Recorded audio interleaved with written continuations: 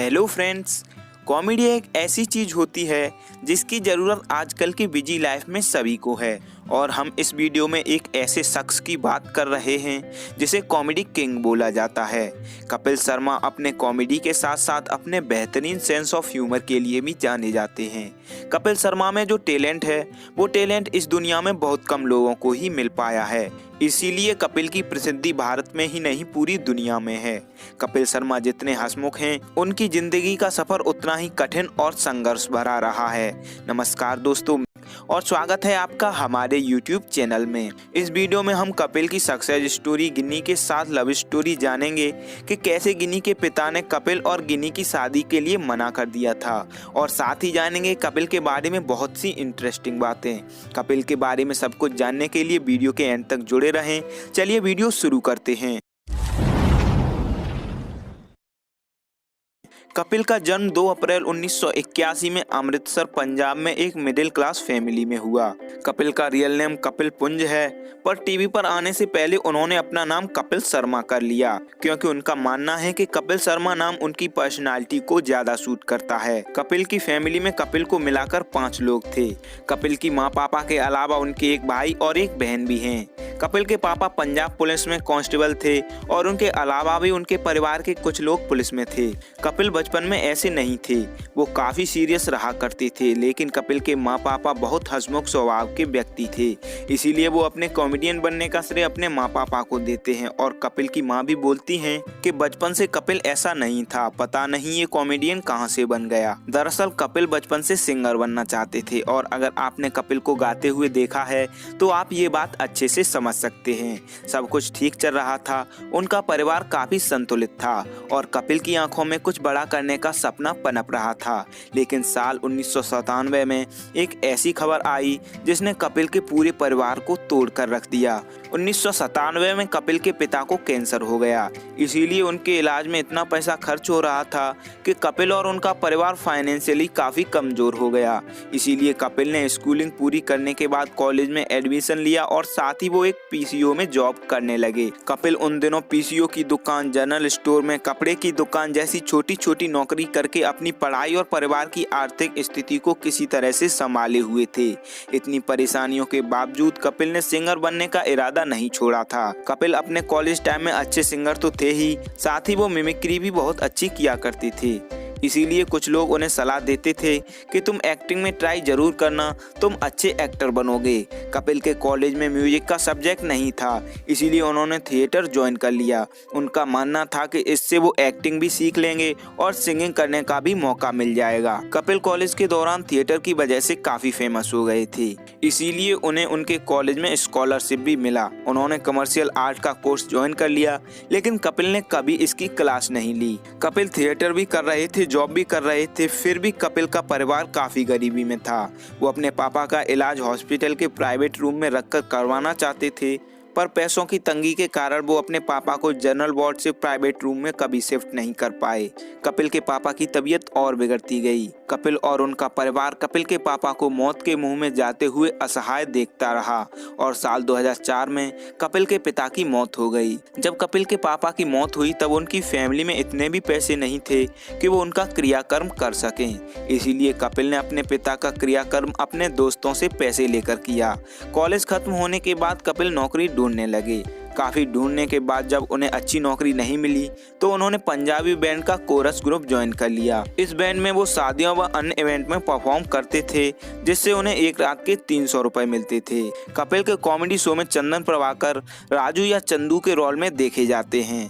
चंदन कपिल के बचपन के दोस्त थे। चंदन कॉलेज में भी कपिल के साथ थे, और जब वो थिएटर कर रहे थे तब चंदन भी थिएटर कर रहे थे। पंजाबी बैंड में जॉब करते हुए ही उन्होंने एक पंजाबी कॉमेडी शो में हिस्सा लिया जिसका नाम था हंसते रहो। इस शो में कपिल की परफॉर्मेंस काफी पसंद की गई और वो इस शो में रनर अप भी रहे। यहीं से कपिल ने डिसाइड कर लिया कि अब वो म्यूजिक में नहीं, स्टैंड अप कॉमेडी में ही ध्यान देंगे। इसके बाद कपिल टीवी इंडस्ट्री में करियर बनाने के लिए मुंबई आ गए। कपिल ने 2007 में the great Indian laughter challenge season 3 का ऑडिशन दिया। कपिल को इस ऑडिशन में रिजेक्शन का सामना करना पड़ा, लेकिन रिजेक्ट होने के बाद भी कपिल को यकीन था कि वो यहाँ जरूर सेलेक्ट होंगे। इसलिए उन्होंने इस शो के दूसरे शहर में जाकर दोबारा ऑडिशन दिया।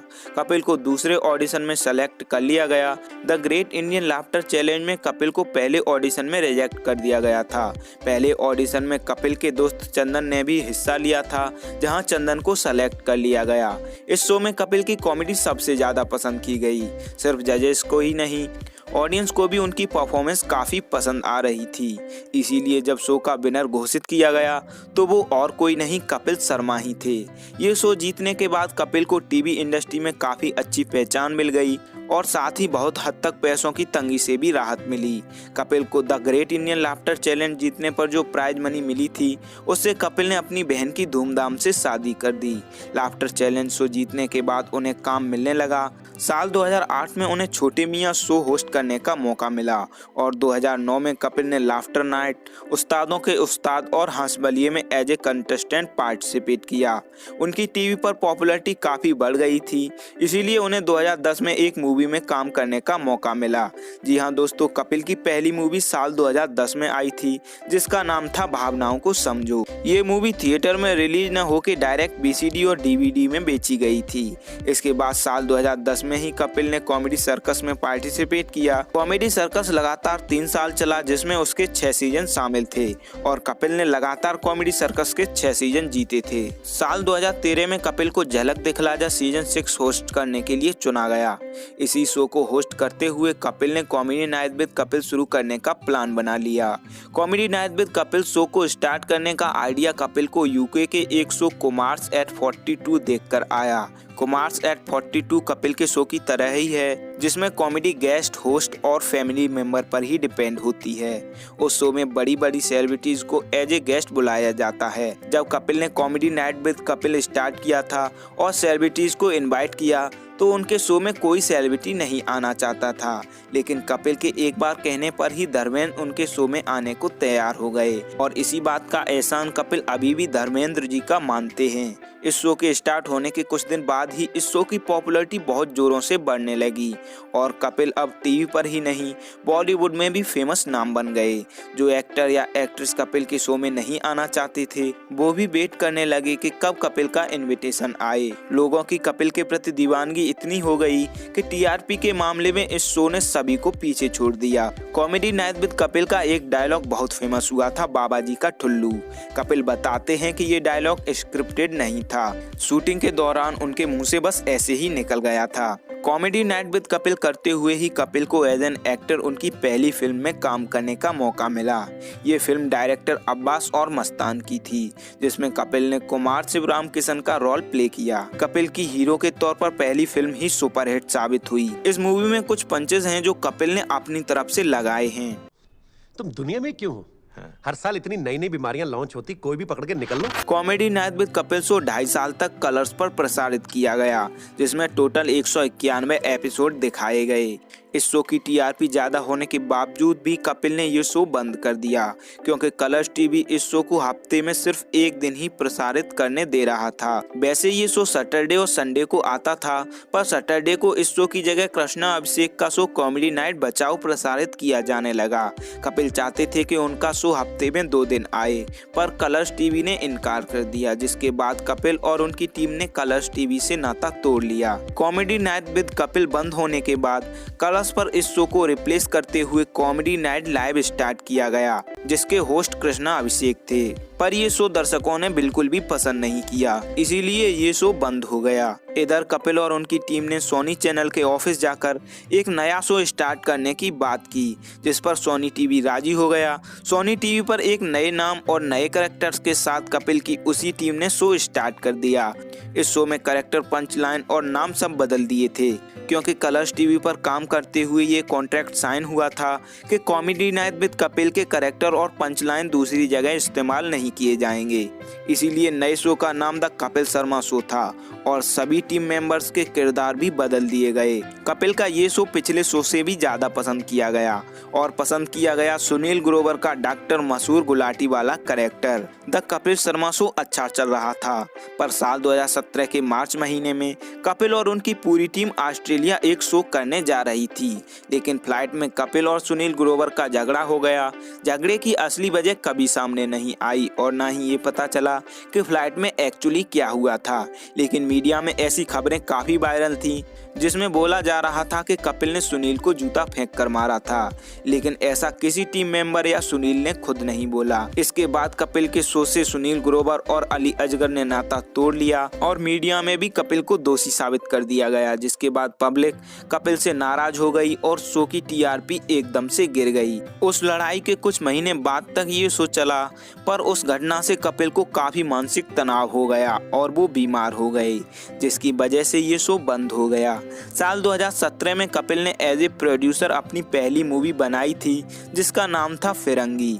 उसमें मुख्य किरदार भी कपिल ने ही निभाया था। कपिल की इस मूवी की कहानी कुछ हद तक उनकी फैमिली से ही जुड़ी है, क्योंकि जब भारत अंग्रेजों का अधीन था तब उनके एक फैमिली मेंबर ने एक ब्रिटिशर की जान बचाई थी और उस ब्रिटिशर ने उन्हें जॉब दी थी। कुछ ऐसी ही कहानी फिरंगी मूवी की भी है।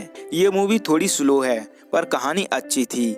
फिर भी बॉक्स ऑफिस पर ये मूवी बुरी तरह फ्लॉप रही, जिसका असली रीजन ये था कि उस टाइम पब्लिक कपिल से काफी नाराज थी। फिरंगी मूवी के ट्रेलर लॉन्च के दौरान कपिल ने बोला कि मीडिया में मेरे खिलाफ बहुत नाराजगी है और वो लोग अपने आप ही अनुमान लगा रहे हैं कि मैंने सुनील को मारा। मीडिया में कुछ भी चल रहा हो, उसकी परेशानी मुझे उतनी नहीं है जितनी इस बात की है कि किसी भी टीम मेंबर ने सामने आकर ये नहीं बोला कि मैंने सुनील पर हाथ नहीं उठाया था।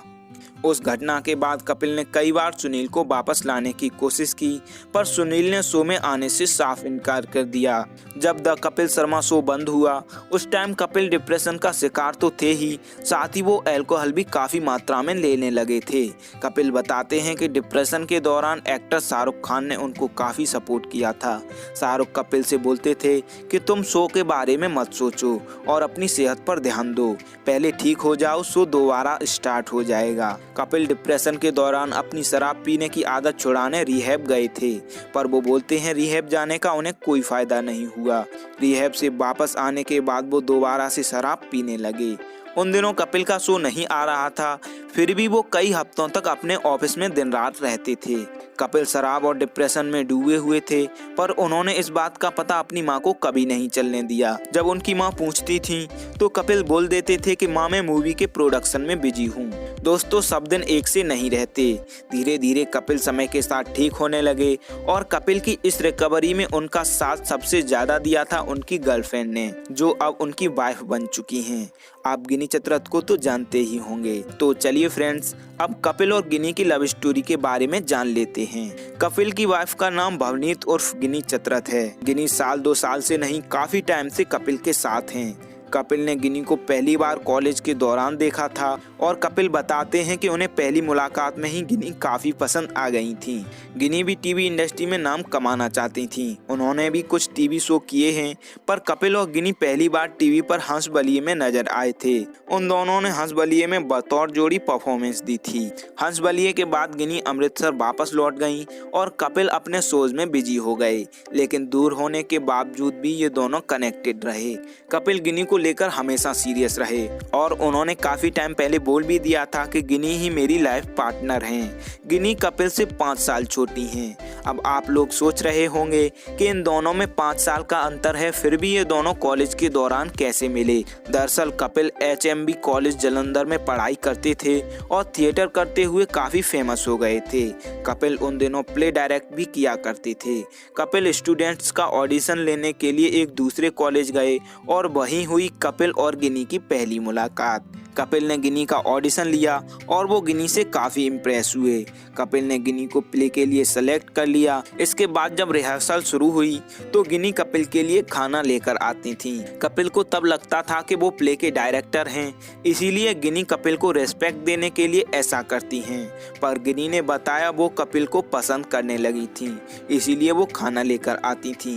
कुछ ही टाइम में कपिल के एक दोस्त ने बताया कि गिनी तुम्हें लाइक करने लगी हैं। कपिल को ऐसा सुनकर बिल्कुल भी यकीन नहीं हुआ, इसीलिए कपिल ने खुद जाकर गिनी से पूछा कि क्या तुम मुझे लाइक करती हो, तो गिनी ने हाँ में जवाब दे दिया। अब वो दोनों एक दूसरे के साथ जिंदगी बिताने के सपने देखने लगे, पर तब उन दोनों की शादी होना एक सपने जैसा ही था, क्योंकि कपिल और गिनी की कास्ट भी अलग थी और गिनी का परिवार कपिल से काफी ज्यादा रिच था। कपिल इसके बाद मुंबई आ गए the great Indian laughter challenge का ऑडिशन देने, लेकिन वो इस ऑडिशन में रिजेक्ट हो गए, जिसके बाद उन्होंने गिनी से बोल दिया कि अब हम बात नहीं करेंगे, हमारा तुम्हारा कोई फ्यूचर नहीं है। इसके कुछ दिन बाद ही कपिल लाफ्टर चैलेंज में सेलेक्ट हो गए, जिस पर गिनी ने कपिल को फोन करके बधाई दी और उन दोनों की बातचीत दोबारा होने लगी।